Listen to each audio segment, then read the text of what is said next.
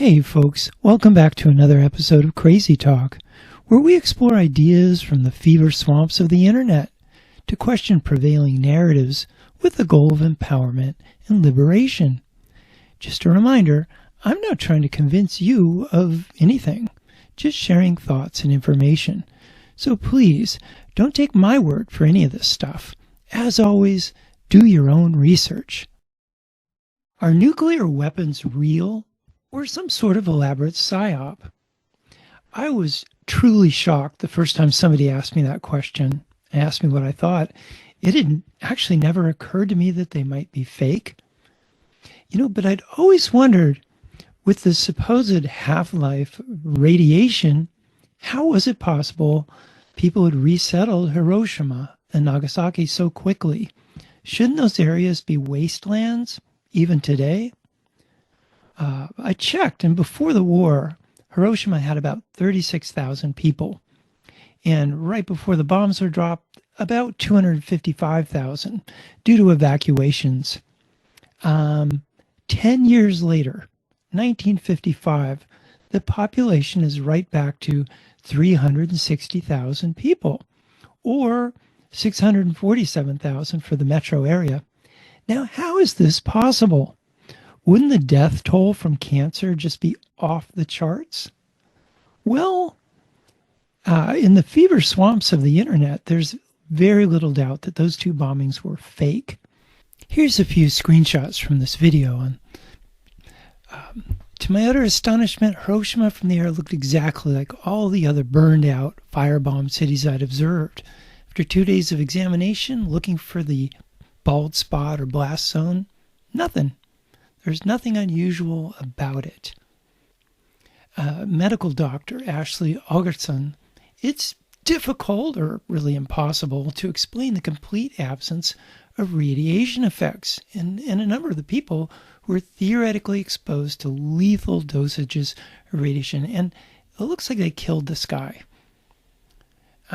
So they faked this thing by scattering some nuclear waste around, apparently after the fact. Initially it wasn't there, then a few days later, a few weeks later, oh yeah, nuclear material scattered about. Okay, well, so why would they fake the atomic bombs in Hiroshima and Nagasaki?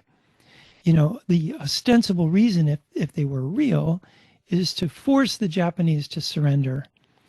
But we know now that the Japanese were begging for peace by the end of 1944, so that wasn't it.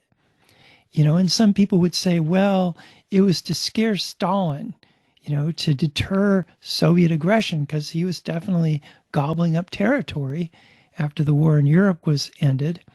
Most people think, on the internet anyway, that Stalin probably knew our bombs were fake.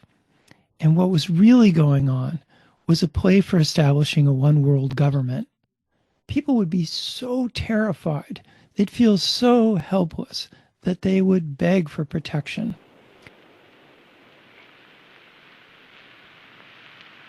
We have spent more than $2 billion on the greatest scientific gamble in history, and we have won.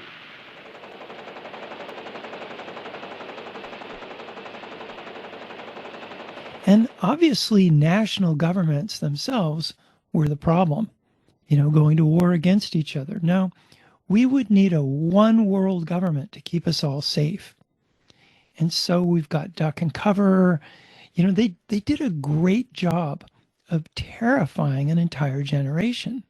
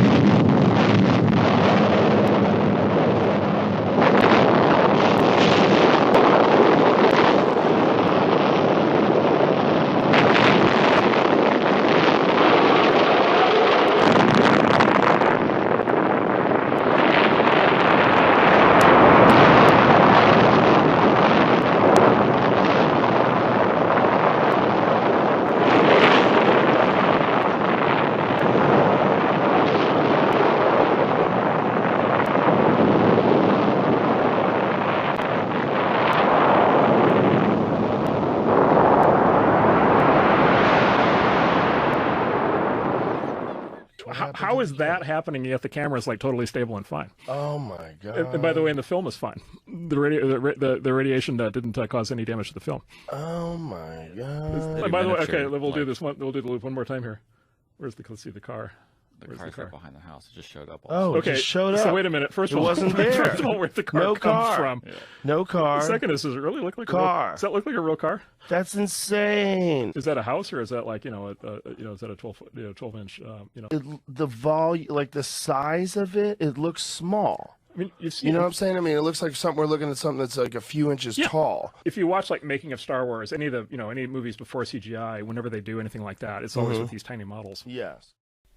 To be fair, even if these early atomic bombs, even into the 50s or 60s, were fake, and it seems like they were, maybe they finally did learn how to make real nuclear weapons. It's definitely a possibility. My guess is that it's just been a giant way of sucking money out of the public coffers. And, they gave this totalitarian one world government a shot, and well, anyway, here we are. Most people seem pretty much over it at this point.